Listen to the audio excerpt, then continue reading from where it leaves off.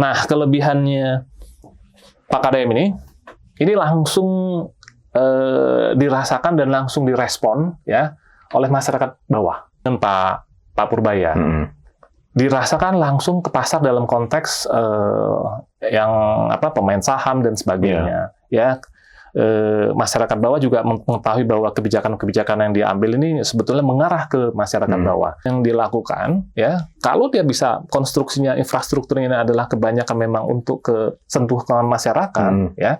Nah, ini akan mendapatkan atensi dari masyarakat secara langsung juga.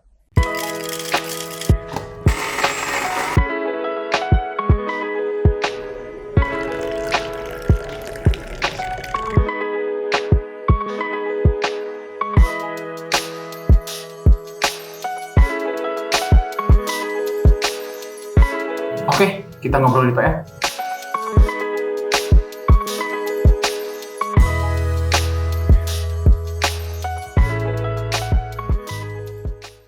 Assalamualaikum Sobat PR, apa kabar nih? Kita ngobrol di PR lagi, sekarang kita ngobrolin hal-hal yang mungkin masih jauh di 2029 soal Pilpres, tapi nggak apa-apa sih kita bahas sekarang karena beberapa lembaga survei sudah melakukan survei juga terhadap beberapa nama yang mungkin akan nanti berkontestasi di 2029. Ada nama-nama baru, ada nama lama, ada yang baru 3 bulan tapi muncul, ada nama-nama lama juga yang muncul juga. Untuk membahas itu kita menghadirkan, alhamdulillah, ketemu sama Kang Ari nih, Ari Wibowo. Beliau dosen pascasarjana manajemen di kampus Universitas Kristen Maranatha, sekaligus Direktur Eksekutif Parameter Konsultindo.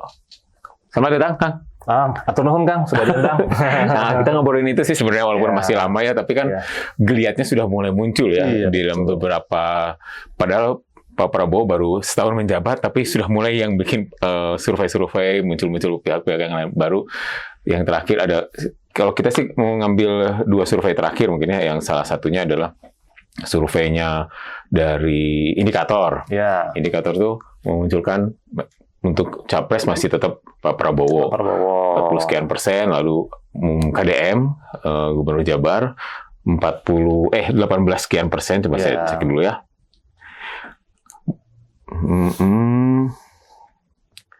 Biar nggak salah nih. Mana sih tadi datanya? KDM 18,4%. KDM 18,4%, Pak Anies, terus Wapres, Pak Gibran 4,8%, dan AHY itu yang 5 besar terus. AHY-nya 3,9%. Ke bawahnya ada Mas Ganjar dan lain-lain. Dan yang menarik lagi adalah di sini belum muncul nama yang mungkin sekarang lagi ramai di teman-teman media, termasuk jadi media daring lah ya, termasuk di teman-teman Gen Z juga, adalah Pak Purbaya. Nah, Pak Purbaya muncul justru di surveinya oleh teman-teman dari Indeks Politika. Indeks Politika itu melakukan 2 survei tentang elektabilitas capres dan cawapres. Kalau di capresnya Pak Prabowo masih tetap di atas 40,12%. Lalu, nah ini Pak Purbaya, Menteri Keuangan yang baru September ya dia. Baru September 8 ya. 8 September. Pak Purbaya 22,5%, Pak Anies 13,4%, Mas Ganjar, lalu AHY. Nah di sini nggak muncul nih 5 besarnya Pak KDM. Yang menarik adalah munculnya adalah elektabilitas di wapresnya. Justru Pak Purbaya paling menonjol nih 28,65%. Lalu KDM 20, AHY, Gibran dan seterusnya. Nah, dari 3 nama kita ngambil 3 nama aja lah ya yang sering digaungkannya itu.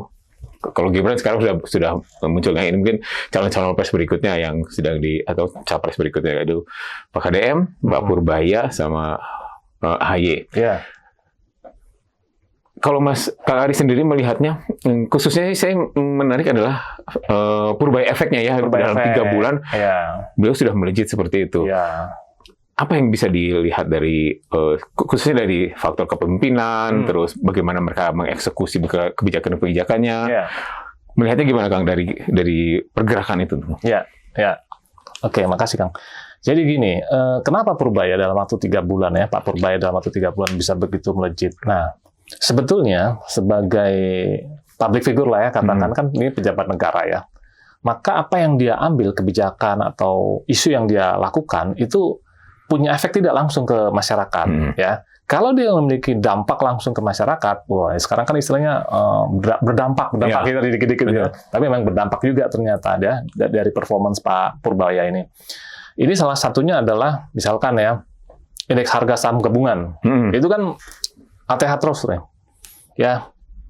Jadi naik terus ya dari terakhir sebelum dia diangkat, beliau diangkat menjadi Menteri Keuangan itu, seingat saya itu 7.766 nih di IHSG. Ya, tapi hari ini sudah 8.500 kalau nggak salah ya. Jadi ternyata positif terus ya? Ya, jadi dia naik terus dia. Tiap minggu tuh selalu ada peningkatan. Nah, masyarakat di Indonesia ini kan melihat, apalagi yang memang gemar bermain saham, kan? Wah ini dari Sabang sampai Merauke ini kan mereka merasakan nih. Ada satu tren yang bahwa ini positif nih. Kita kalau main saham, dan dia beliau waktu di simposium kalau nggak salah ekonomi ya itu ya, dia katakan bahwa now good time to buy bagi yang sedang main saham. Sekarang waktunya baik untuk membeli saham. Jadi dia memberikan clue-cluenya itu tadi. Dan ternyata ya pasar modal itu menyenangi ini, gitu ya. Nah, itu yang pertama. Ya. Yang kedua, kebijakan sebagai Menteri Keuangan ini kan dia penguasa otoritas fiskal. Bendahara negara. Bendahara negara. Dia punya kaki tangannya, ya, sampai ke daerah.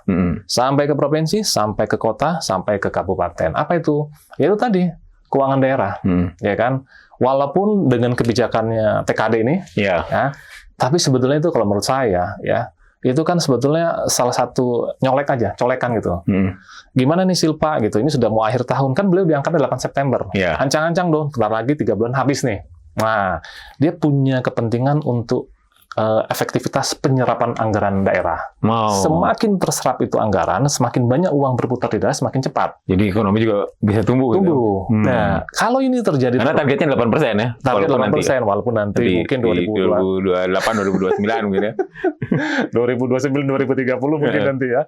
Tapi itu tadi, semangatnya itu ternyata bisa langsung dirasakan. Nah, termasuk ya ketika dia mentransfer dana pemerintah 200 triliun ya ke Himbara, ya, itu memang berdampak langsung. Ya. Di sisi lain memang ada saja ekonom, misalkan Pak Khatib Basri mengatakan belum tentu 200 triliun itu langsung mengena ke masyarakat bawah, belum tentu, karena ini bank-bank korporasi besar, kan BUMN ya, Bank Mandiri, BNI dan sebagainya. Nah, terkecuali itu langsung menukik juga ke BPR. Kan setiap kota kabupaten itu ada Pemda itu punya bank. Bank BPR ini, Bank BPR itu, provinsi BPD, Jawa Barat BJB, misalkan gitu kan. Nah, ketika ini dana langsung nyampe ke sana, ya langsung ke BPR, itu kan langsung ke masyarakat kecil. Tapi kalau BUMN mungkin langsung masih ke korporasi. Nah, ini yang ada sisi kritisnya dari ekonom gitu ya, dari ekonom bahwa itu belum tentu. Nah, ternyata setelah sekian minggu ini kita lihat ternyata Bank DKI juga dapat suntikan juga nih, ya. Artinya sudah mulai menurun nih sampai ke level provinsi. Nah, ini mulai bagus, ya. Nah, itu untuk Pak Purbaya. Sekarang Pak KDM nih. Pak KDM ini ya saya lihat adalah satu, ya ini boleh kita katakan salah satu gubernur yang paling cepat, ya. Jadi, apanya? Eksekusinya. Eksekusinya ini termasuk kalau saya masuk kategori presence leadership. Presence leadership itu jadi kepemimpinan yang selalu berusaha hadir di tengah masyarakat. Dan disitulah public value-nya ketika dihadir ke tengah masyarakat, ternyata masyarakat bisa langsung merasakan dampaknya. Minimal ya satu, misalkan ada orang yang sedang kesusahan, rumahnya rusak atau kena musibah, kemudian beliau gubernur ini datang langsung di situ, masyarakat bisa melihat kan bahwa ini punya kepedulian yang tinggi. Pemimpin hadir langsung. Pemimpin hadir di situ. Nah, ini image-nya sangat baik. Jadi personal branding-nya udah sangat bagus, ya, sangat baik ya Pak Gubernur ini. Even ada beberapa kebijakan-kebijakan dia yang mungkin tidak populer misalkan ya, tetapi masyarakat masih menganggap dia ini sesuai dengan harapan masyarakat bawah. Nah, kelebihannya Pak KDM ini langsung dirasakan dan langsung direspon ya oleh masyarakat bawah, masyarakat paling bawah. Ini respon langsung bagus ya. Jadi belum tentu di elit, tapi di bawah iya. Gitu ya. Belum tentu di elit, tapi di bawah iya. Nah itu Pak KDM, ya. Mirip dengan Pak Purbaya. Dirasakan langsung ke pasar dalam konteks yang pemain saham dan sebagainya. Ya. Masyarakat bawah juga mengetahui bahwa kebijakan-kebijakan yang diambil ini sebetulnya mengarah ke masyarakat bawah.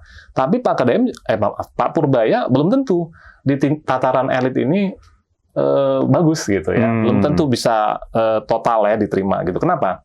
Kita sama-sama tahu ada 18 gubernur contohnya yang memprotes TKD tadi. Betul. Ya, kalau lihat dari jumlah gubernur ini kayaknya paling banyak nih gubernur dari Sumatera nih.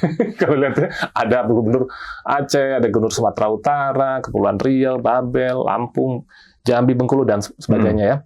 Nah, di Jawa juga ada. Banten, Jawa Tengah, DIY ya. Kemudian di Maluku Utara, Bu Serli juga memprotes, kemudian di Papua juga gitu kan ada juga. Nah, artinya ya di tingkat elit itu belum tentu juga bisa menerima kebijakan yang dilakukan oleh Pak Purbaya. Nah, walaupun maksudnya adalah baik ya tadi biar tidak mengurangi silpa tadi sebagai supaya tidak terlalu lama mengendap di kas daerah ya kan sementara bagaimana yang mengendap gubernur sini katanya uangnya sekian triliun mengendap gitu ya.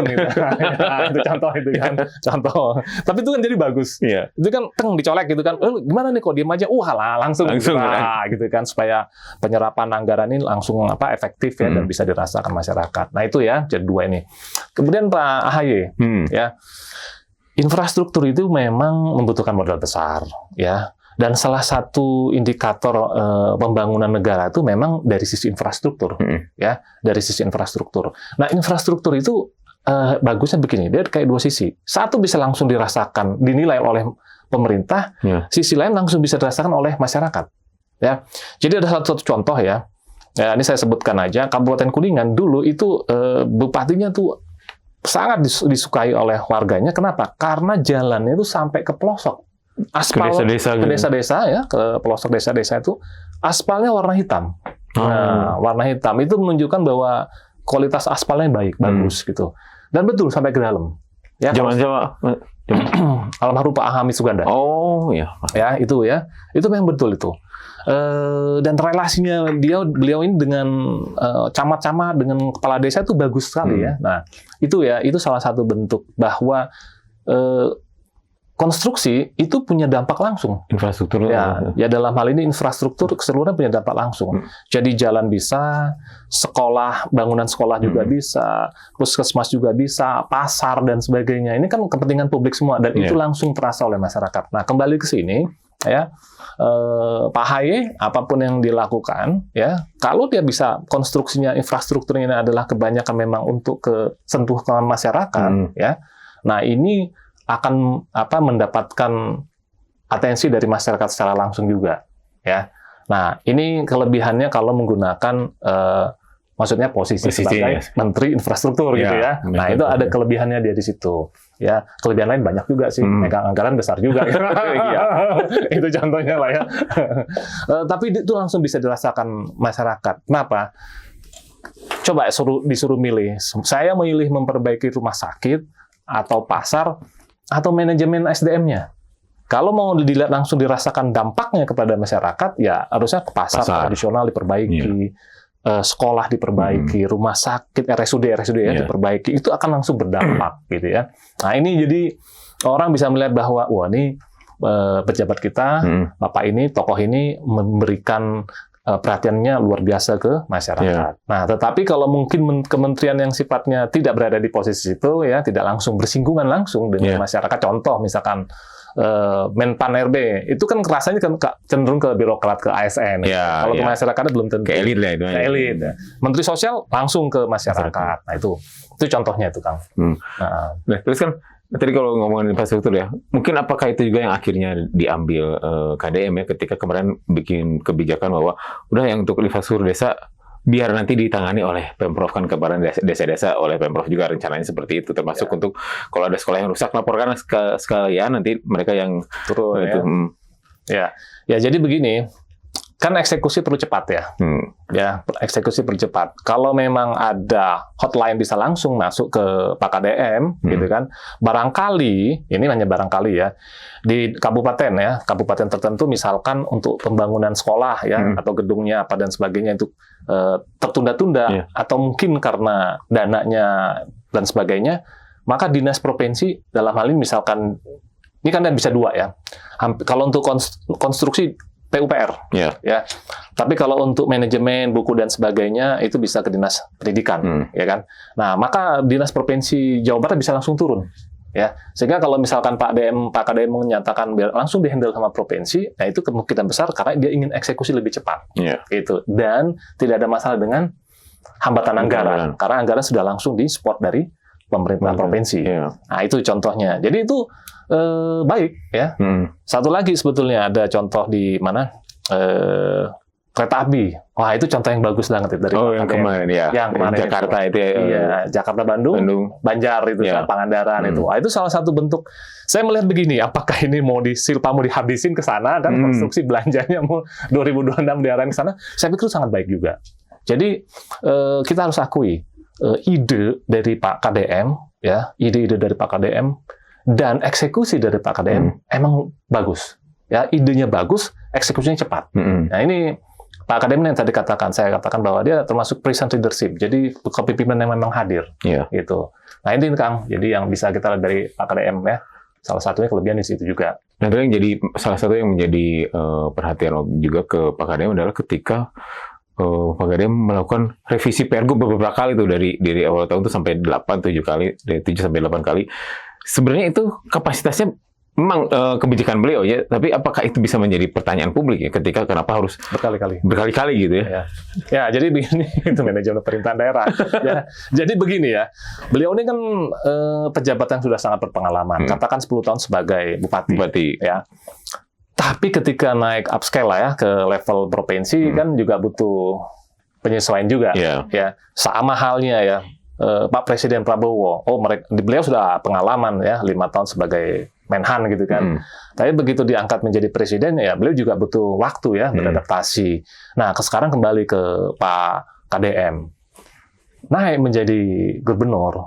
Kan gerbongnya juga belum tentu satu irama dengan beliau. Ya kan? Maka dia juga perlu menempatkan orang-orangnya yang sesuai dengan misi ya, dengan visinya dia juga kan. Katakan kalau zaman dulu orang nyebutnya satu chemistry gitu kan, butuh waktu. Nah, di situ mungkin letaknya, ya kan?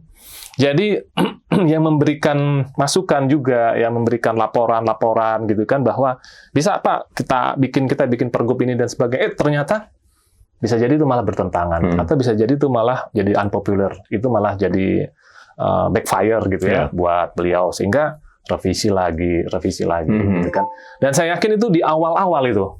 Di awal-awal pemerintahannya memang di bulan Februari sampai ke Juli sih sebenarnya perubahan-perubahan tersebut. Ya, 3 bulan pertama ya Pergub itu. Dan sebenarnya akhirnya salah satu yang menjadi pertanyaan ketika ada revitalisasi gedung sate yang di depan tuh, itu jadi pertanyaan juga, kok kenapa anggarannya tiba-tiba muncul di perubahan gitu ya. Itu mungkin salah satunya bisa seperti itu ya. Ya, jadi gini, kalau beliau ini kan masuk Februari ya. Jadi mungkin harus nanti ya. Kalau Februari mungkin udah terlambat untuk itu ya. Jadi mungkin masuknya ke perubahan. Untuk kemudian kita bahas lagi lah. Khusus lagi itu nanti. Untuk itu ya. Menyambung yang tadi Kang Eri soal agenda perubahan, khususnya nanti pembahasan infrastruktur yang sekarang lagi ramai ya soal pembangunan gapura di Gedung Sate itu gimana? Ya, jadi gini ya. Kalau Pak KDM ini kan Februari ya. Dilantiknya ya. Artinya yang membuat RAPBD-nya kan yang sebelumnya, pejabat sebelumnya. Ya kan? Berarti PJ waktu itu ya. PJ.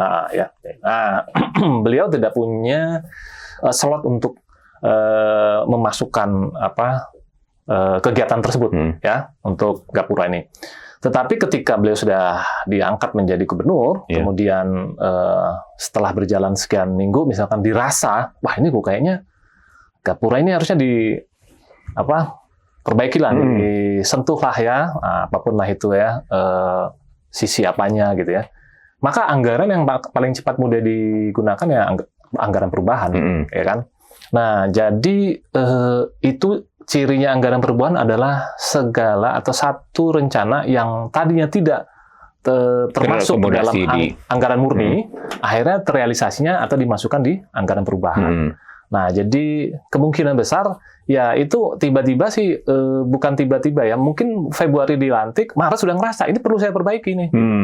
Tapi saya udah nggak ada anggaran murni kan sudah diketok 2024 gitu kan. Maka saya akan menggunakan anggaran perubahan 2025 dan itu adanya di akhir tahun. Jadi seperti itu sih kalau itu memang jadwalnya ya, istilahnya ya. Kas anggaran keuangan daerah ya, seperti itu. Tapi apakah kan prosesnya panjang sebenarnya kalau untuk infrastruktur gitu ya? Apakah memang perdesainnya di anggaran murni dulu di ini, baru nanti si pembangunannya masuk di anggaran perubahan, mungkin seperti itu gitu? Bisa, sangat bisa itu. Sangat bisa. Bahkan begini, kalau misalkan belum di DD-nya belum ada misalkan ya, DD-nya belum dibuat di tahun 2024 ya. DD-nya. Kemudian dibikin di Maret nih 2025. Nah, bikin aja deh DD-nya. Ya sudah, tapi sama-sama kita tahu nanti menggunakan anggaran perubahan 2025. Udah murni udah pasti kelewat. Jadi memang bisa begitu. Tapi kita sama-sama tahu perubahan itu pasti tentu tidak besar-besar banget nilainya. Karena kan berkaitan dengan waktu. Waktu kan berarti tinggal, kalau perubahan berarti ketok palu Agustus, mulai masuk September, berarti tinggal 3 bulan ya, Oktober, November. November paling berjalan ya. Iya. Nah, itu udah harus selesai di 31 Desember harusnya. Walaupun ada juga nanti dalam kenyataannya, ya kita sama-sama tahu ya, selesai 31 Desember, lewat. Geser-geser di Januari dia. Apalagi kalau sudah dialasin bikinnya multi-years. Nah, itu kan multi-years jadi bisa panjang. Bisa panjang gitu. Ya, biasanya kayak gitu ya. Iya, biasanya kayak gitu. Itu bisa gitulah. Ya, itu ya.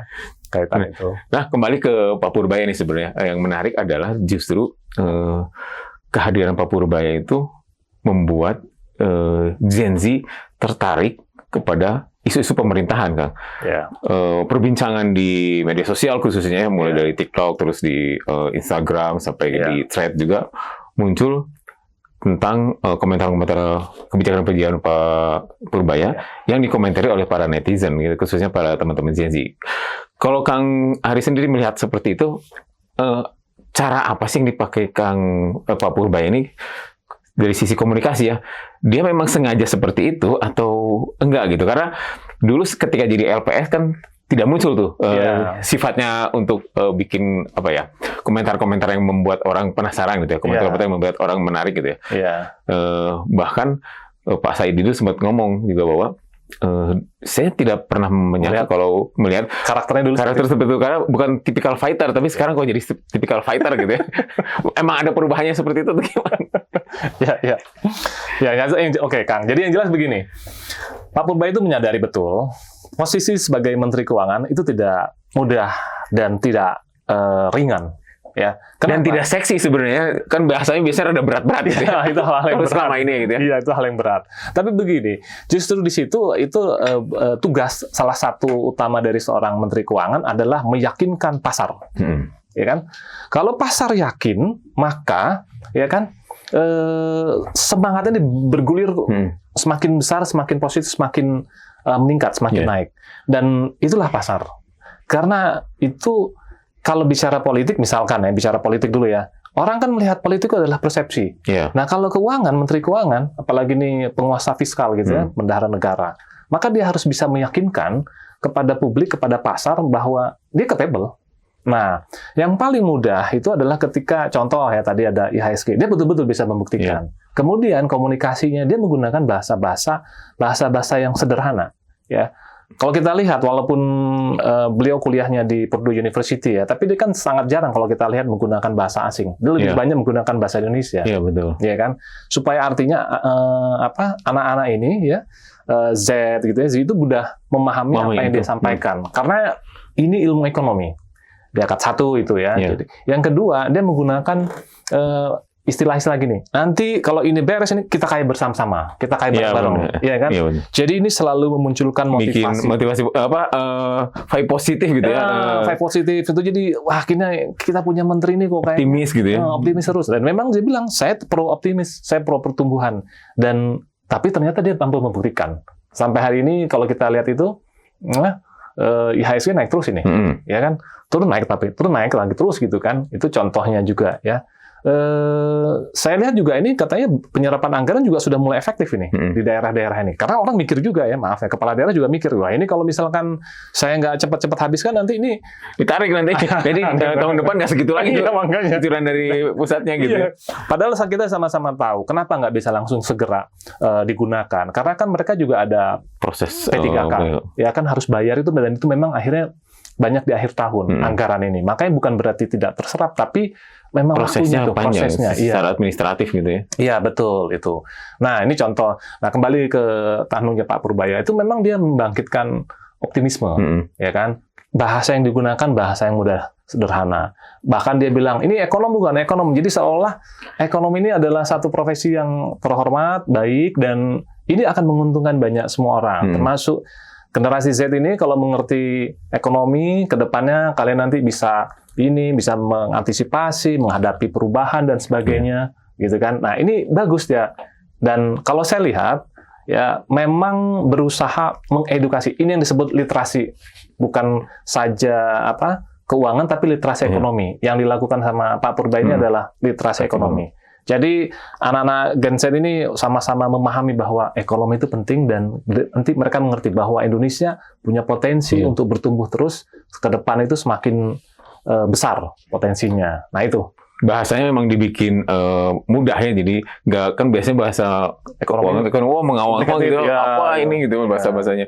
Inflasi sekian tuh kan kita nggak tahu inflasi apa itu berpengaruh kepada harga bala-bala berapa sih, gitu kan. Nggak bisa orang nggak bisa mengkonversikan seperti itu ya. Nah dia mudah, dia kan ada istilah inflasi karena kenaikan gaji ASN nanti juga bisa menyebabkan, tapi itu kan naik, tapi di sini uang beredar di masyarakat banyak, daya belinya juga banyak. Nah, contoh itu ya. Contoh ya, ini kan sebetulnya kan tinggal trade off gitu ya. Pak Purbaya mau setting ini tinggi atau ini setting ini rendah gitu kan. Itu tergantung situasi kondisinya juga. Saat ini di lapangan ya. Kan setiap negara juga beda, setiap waktu juga beda. Jadi ya terserah beliau lah itu ya. Nah, tapi penggunaan bahasa yang dia sampaikan ke masyarakat itu mudah dicerna sama Z ini, generasi Z ini. Jadi mungkin itu yang menyebabkan dia jadi media darling, sosmed darling juga itu. Nah, itulah yang menyebabkan akhirnya namanya muncul juga di polling ini, ya kan? Nah, satu hal lagi, beliau ini menteri, ya coverage-nya tuh dari Sabang sampai Merauke, ya kan, luas. Jadi kalau misalkan bisa muncul di sini, itu juga karena dampak itu kemungkinan besar, gitu. Nah ini kan beberapa kebijakan juga ada ketegasan-ketegasan yang memang akhirnya ada yang memang bisa dieksekusi dan ada yang mungkin belum ya. Salah satu yang sekarang lagi tarik ulur adalah soal thrifting tuh, yang nggak boleh barang-barang impor masuk gitu ya. Melihatnya kalau itu kan itu akan mempengaruhi banyak orang sebenarnya. Kang Ari melihatnya seperti apa? Apakah memang thrifting ini memang harus di-cut karena memang kan sebenarnya perputaran uangnya banyak, bisa menghirupi banyak orang, tapi di sisi lain memang pemasukan ke negaranya juga minim, juga banyak pemain-pemain mafianya di sana, termasuk kemarin nge-cut mafia gas juga gitu ya.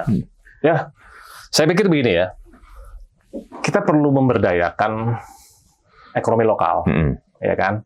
Berarti kita peduli dengan UMKM kita dong, betul kan? Kalau kita ingin berdaya, ingat Indonesia ini kuat ya, ekonomi kita ini termasuk kuat ya, sampai hari ini kita masih 5,04% kemarin ya.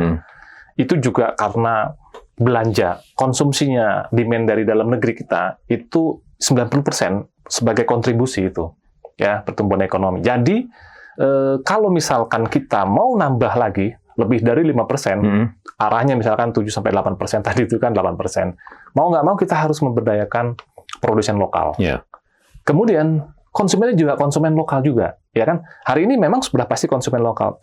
Barang impor kan konsumennya lokal, tapi barangnya dari luar, kan gitu. Oke, mungkin itu untuk ekonomi rakyat ya, di situ ya ada uang berputar banyak. Tapi kan bukan dari dalam negeri, ya.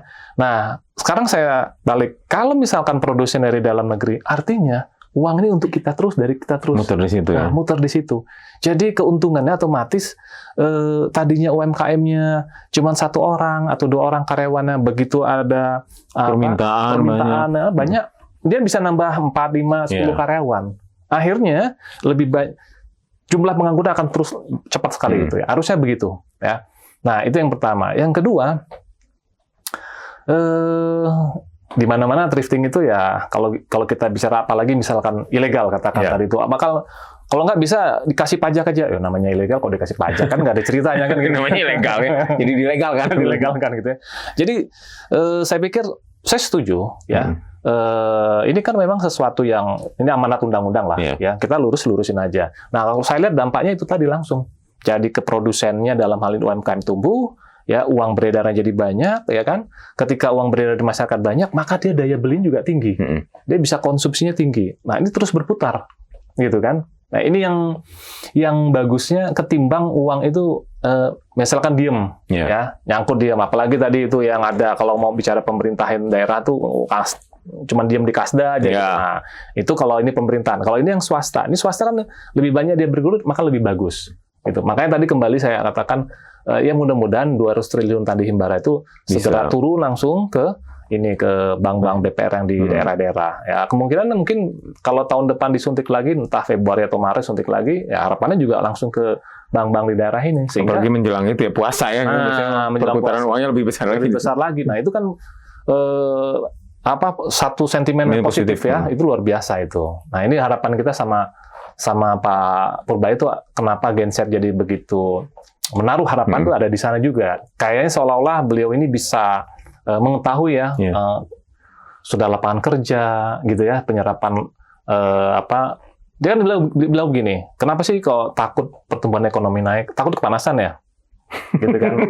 Jadi overheating kan istilahnya, takut kepanasan. Enggak lah, pengangguran kita masih 10 juta lebih kok. Kenapa kita harus takut gitu? Nah, ini kan berarti bagaimana caranya penyerapan ini sehingga jumlah pengangguran berkurang. Ya.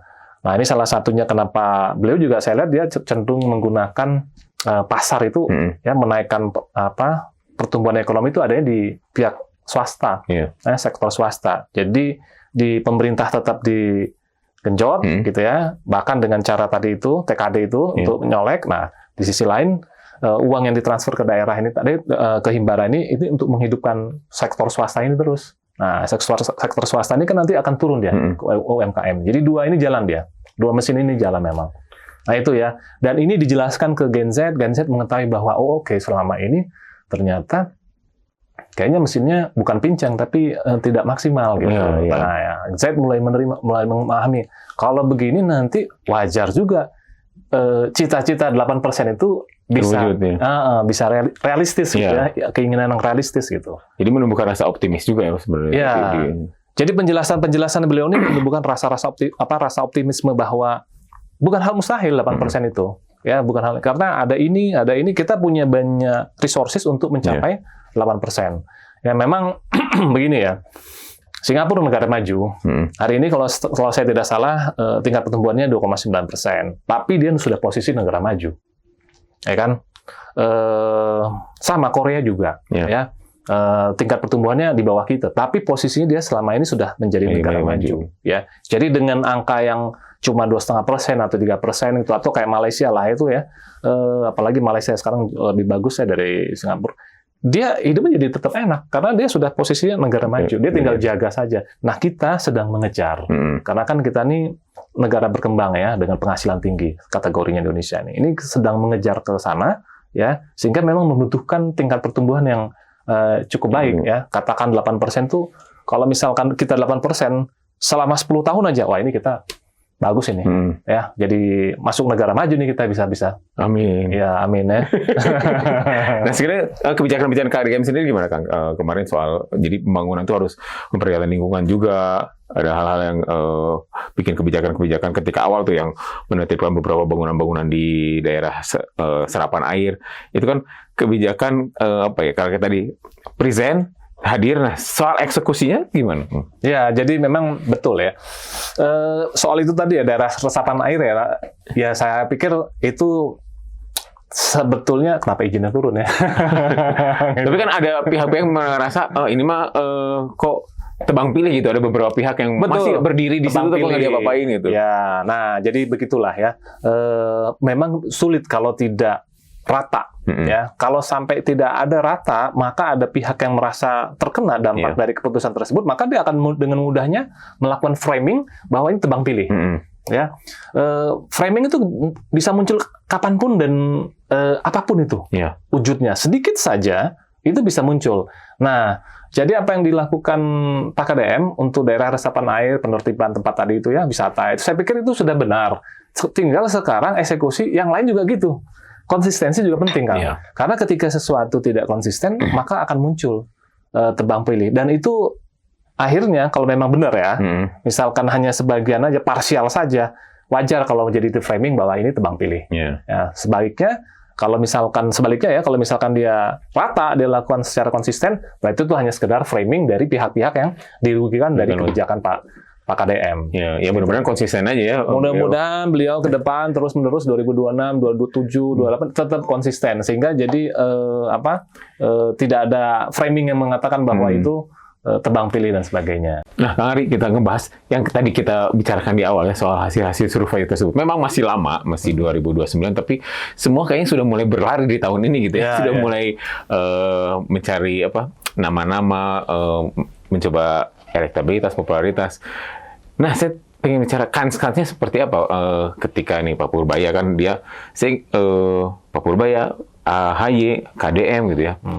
Kita tahu KDM dulu dari Golkar pindah ke Gerindra, sekarang popularitasnya naik juga. Nanti apakah bisa pindah lagi gitu ya ketika nanti harus berhadapan kan presiden dan wapres? Apakah dari satu partai yang sama? Apakah mungkin aja ya? Tapi apakah itu bisa seperti itu? Lalu nanti Pak Purbaya sendiri, saya menarik dulu Pak Purbaya karena kan dia bukan tipikal orang politik gitu ya. Ketika sekarang muncul, terus kayaknya dia benar-benar fatsun lah ke Pak Prabowo ya. Tugasnya memang udah aja sebagai Menteri Keuangan, dia patuh terhadap Pak Prabowo udah seperti itu. Kira-kira nanti gimana tuh Kang? Kalau Kang Ari melihat tipikal, kita ngomong Pak Purbaya dulu lah ya, yang sedang banyak perbincangan. Dia risk-taker atau menyelesaikan jalur aja gitu ya? Ya, kalau Pak Purbaya ya, misalkan konteks ditawarkan untuk posisi cawapres misalkan, ya, posisi karena ada masuk di dalam. Karena di si elektabilitas cawapres dia paling tinggi gitu ya. Nah, ya kan elektabilitasnya untuk cawapres ya, calon wakil presiden dia paling tinggi misalkan. Ya, orang kan juga situasional. Ketika memang nanti di 1 tahun terakhir gitu ya, apalagi sudah 6 bulan terakhir ya, untuk pendaftaran ke KPU. Kalau misalkan yang bersangkutan merasa gitu ya, saya paling tinggi nih elektabilitas saya, ya gitu kan. Ini adalah satu peluang dan satu kepercayaan publik kepada saya misalkan gitu ya, kepada beliau itu, ya pasti kemungkinan besar dia juga akan ambil itu. Kenapa? Orang kan juga berpikir begini ya, realistis. Ketika kecil, elektabilitas tidak ada, untuk apa juga memaksakan diri. Tetapi sebaliknya, ketika elektabilitasnya tinggi gitu ya, dan masyarakat menaruh harapan kepada beliau, kenapa nggak diambil juga? Satu itu, pemikiran dari internal dari dalam dulu. Belum lagi nanti kiri kanan. Belum lagi nanti ditawarkan dari partai politik. Pak, ini Bapak sudah suara paling bagus, gitu kan, untuk kandidat cawapres. Kalau Bapak maju, ini kayaknya sudah paling mudah, Pak, dan sebagainya. Kenapa tidak kalau misalkan Bapak coba dan Bapak terima tawaran kami? Nah, itu akan datang dengan sendirinya. Nah, popularitas dan elektabilitas ini, itu memang masih sampai saat ini masih dibutuhkan oleh partai politik, gitu, ya kan? Karena begini, tidak semua partai politik punya putra mahkota, tidak punya, ya kan? Nggak semua, gitu kan? Ada partai perusahaan, ada partai keluarga. Gitu. Ya, itu contohnya kan. Ya. Kemudian belum tentu juga punya dana, gitu kan? Karena untuk maju cawapres ini kan juga butuh dana yang besar juga ya. Nah, tapi kembali ke sini, kalau sudah ada popularitas tinggi, elektabilitasnya juga tinggi, ini kan berarti satu shortcut. Nah, tinggal nanti partai politik mendekati yang bersangkutan untuk diusung menjadi cawapres dari partai tersebut atau koalisi dari partai tersebut. Nah, itu bisa saja mengubah ini ya, pendapat atau prinsip yang selama ini saya mau saja, menteri saja, tapi profesional aja gitu. Saja, tapi nanti di ujung ya bisa juga jadi wapres gitu kan. Who knows? Contoh. Ini kita punya contoh ya. Profesor Dr. Budiono. Ya benar, dia kan memang itu kan, guru besar kan. Tapi akhirnya kan ditawarkan, kenapa tidak? Dan posisinya beliau juga jelas sebagai ahli ekonomi dan akhirnya ketika menjadi wapres pun dia ya ada di situ juga, di wilayah situ. Kenapa tidak gitu. Nah, Apakah Pak Purbaya bisa seperti itu? Saya pikir sangat bisa, dan itu kan situasional. Kalau misalkan memang dari semua kandidat cawapres ini beliau adalah rating tertinggi, ya sangat bisa. Tinggal partai politik nanti entah 1-2 partai atau mungkin bahkan langsung beberapa koalisi partai datang, Pak, udah Bapak kita kasih tiket buat Bapak. Kami yang kasih surat rekomendasi dan sebagainya, daftar ke KPU, selesai ini. Nah, melihat kan untuk KDM sosok cawapres yang kedua gitu ya setelah Pak Purbaya, walaupun ramai juga di tataran sebagai capres gitu ya. Gimana Kang? Apalagi kan sebenarnya nanti 2029 itu pilpres ya. Pak KDM itu pilgub lagi baru 2031 ya kan? Iya betul. Ada waktu 2 tahun itu kan cukup bikin bimbang apakah maju lagi ke pilgub atau udah aja masuk ke jalur pilpres gitu. Ya. Ya, jadi Pak KDM ini sebetulnya dia juga nanti akan situasional. Ya. 2031 misalkan ya, dari 2029 ke 31 ya, 2 tahun ya. Itu kan nanti PJ itu. Ya, PJ. Ya. Tapi saya punya keyakinan kalau safety player tetap akan ya sabar aja 2 tahun. Maju lagi jadi gubernur. Itu udah aman lah ya sebenarnya safety player. Tapi kalau yang risk taker, saya mau mencoba ya untuk maju upscale naik level nasional misalkan gitu.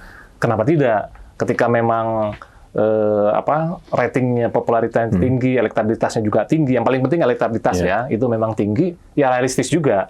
Kan beliau ini juga bagaimanapun juga pejabat politik ya. Jadi posisi kepala daerah kan politis ya. Nah, jadi kita sudah sama-sama tahu lah dari belakang yang pasti ada peluang, ada kesempatan itu akan diambil, ya kan. Nah, persoalannya berada satu partai apa tidak kan gitu, Pak Presiden gitu kan. Kalau dia nggak satu partai, nah berarti kan pindah lagi, pindah lagi, ya kan, pindah lagi. Nah karena begini, ya, kalau Pak Prabowo sampai 2 periode, apakah beliau ini nanti jadi cawapres? Kalau misalkan melihat untuk level presiden dan wakil presiden, rasanya sulit dari satu partai, karena seolah-olah didominasi ya oleh satu partai saja, ya. Terkecuali mungkin partai ini 50% suaranya dalam pemilihan umum ini tadi ya. Nah, itu mungkin berbeda ceritanya ya. Nah, tapi kan tidak ada yang sangat dominan, tidak ada yang mayoritas kan suara partai ini kan, suara parpol ini. Sehingga pasti akan realistis juga. Wapres akan diambil dari koalisi partai lain. Ya, bukan cuma satu partai, tapi kemungkinan akan diusung dari koalisi partai untuk beberapa partai untuk menjadi cawapres. Nah, apakah beliau ini nanti berada di situ? Ya, apakah nanti pindah? Pindah partai. Kita juga belum tahu. Ya, kita sama-sama belum tahu untuk itu. Nah, hanya kalau lihat ya popularity, electability-nya Pak KDM ya di Jawa Barat, kita sama-sama tahu Jawa Baratnya adalah provinsi yang sangat besar penduduknya, sangat luas dan jumlah penduduk terbanyak, ya kan? Artinya kalau punya popularitas tinggi saja di Jawa Barat itu sudah jadi modal yang sangat baik. Ya, apalagi Pak KDM itu kalau dari beberapa survei juga popularitas tinggi itu tidak hanya di Jawa Barat, tapi di Banten juga tinggi, bahkan di Jakarta juga tinggi. Nah, ini kan sudah modal yang sangat besar itu kan. Jumlah penduduk Indonesia ini kan Pulau Jawa ini 59% ya, hampir 60 lah. Nah, jadi kalau misalnya menguasai Jabar ya, kemudian Banten dan DKI ini sudah sangat signifikan ya. Nah, kita lihat nanti peluang-peluang ini apakah akan diambil sama Pak KDM apa tidak. Kalau saya melihat yang pertama sudah aman, safety player, misalkan itu ya, saya sudah tetap untuk 2 periode aja. Yang kedua, yang kedua ini kayak mungkin akhirnya menjadi bahan pertimbangan beliau. Ketika ada kans, peluang untuk naik, dia akan pilih itu. Ya. Tapi sayang aja sih ketika harus rakyat Jabar ditinggalkan lagi ya baru 1 periode kayak sama seperti sebelumnya. Baru 1 periode udah tinggalin 1 periode. Jadi kan legasinya nggak jalan. Program pembangunan kan kalau 5 tahun nggak cukup ya. Ya, nggak berkelanjutan. Dan tidak langsung terasa nyata ya. Betul. Ya. Yang sebelumnya juga maunya sih 2 periode. Gitu kan. Tapi disuruh rekomendasi ke DKI, kan begitu, ke DKI. Jadi ya di DKI agak sulit menghadapi Bang Dul ini. Benar. Menghadapi Bang Dul sulit ya, kan isunya juga Bang Dul namanya, bukan Rano Karno. Jadi itu ya posisinya. Nah, sayang kalau misalkan cuma 1 periode pasti Pak KDM. Kita juga berharap beliau bisa menuntaskan ini, gitu kan, bisa menuntaskan ini. Tapi namanya politik kan kesempatan sebenarnya. Kesempatan. Tapi begini, ya, betul ya, kesempatan. Dan begini, kalau Pak Prabowo 2 periode, aman ini, gitu maksud saya, ya kan? Nah, Pak Prabowo-nya gimana nanti dengan Pak KDM-nya, kan begitu aja. Mau disiapkan apa tidak? Kalau mau disiapkan, oh selesai sudah nih, nggak ada masalah dengan itu-itunya. Maka ketika misalkan Pak Prabowo menyiapkan Pak KDM sebagai pengganti, misalkan ya, sebagai pengganti beliau nih, ya di 2029 misalkan suksesor, Pak KDM, suksesor lah, Pak KDM naik, Pak Prabowo sudah cukup jadi anu saja ya, sutradara dan ininya ya. Nah, pasti juga disiapkan dong calon gubernur yang baik untuk Jawa Barat.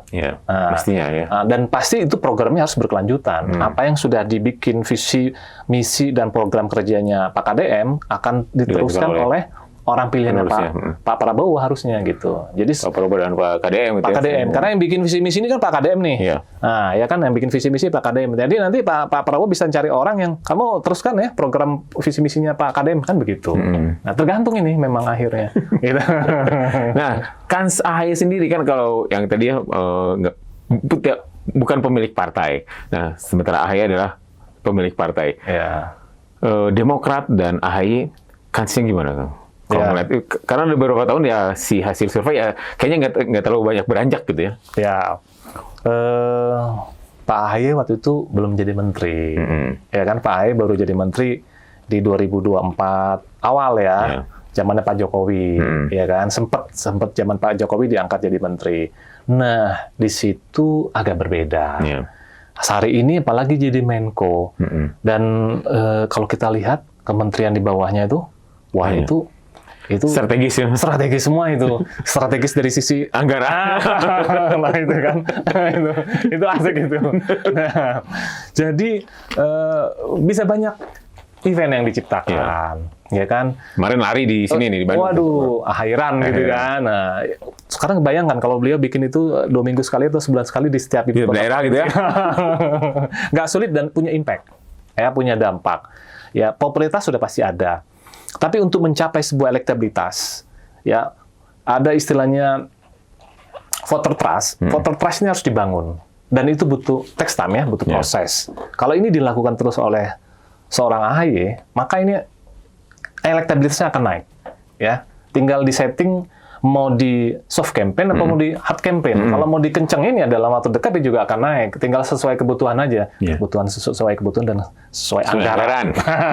Tapi kan kita sama-sama tahu anggaran mungkin sudah tidak jadi masalah. Ya, karena posisinya strategis nih.